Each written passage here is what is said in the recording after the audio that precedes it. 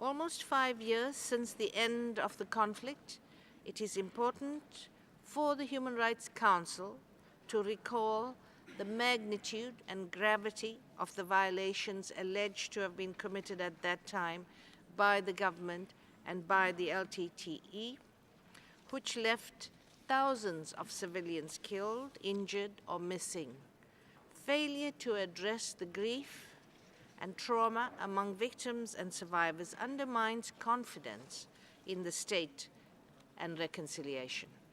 In recent years, the government has established various mechanisms with the task to investigate past violations, but none have had the independence to be effective or inspire confidence among victims and witnesses.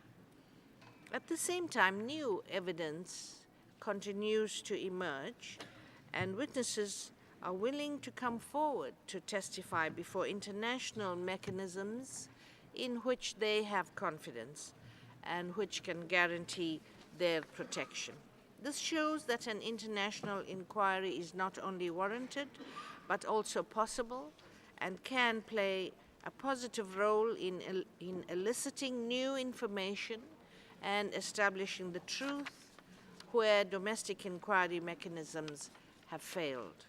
We are thus recommending the Council to establish an independent international inquiry mechanism to further investigate the alleged violations of international human rights and humanitarian law and monitor domestic processes. The High Commissioner's report emanates from HRC Resolution 22/1, which is rejected by Sri Lanka.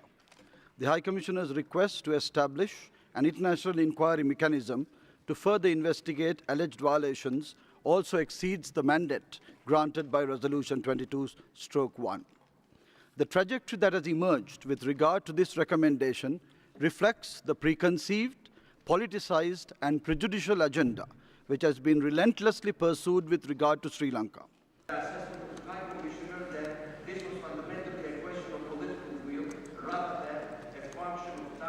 The government of Sri Lanka therefore reiterates its categorical rejection of the conclusions and recommendations contained in the High Commissioner's report, which reflects bias and is tantamount to the unwarranted interference in the internal affairs of a sovereign state.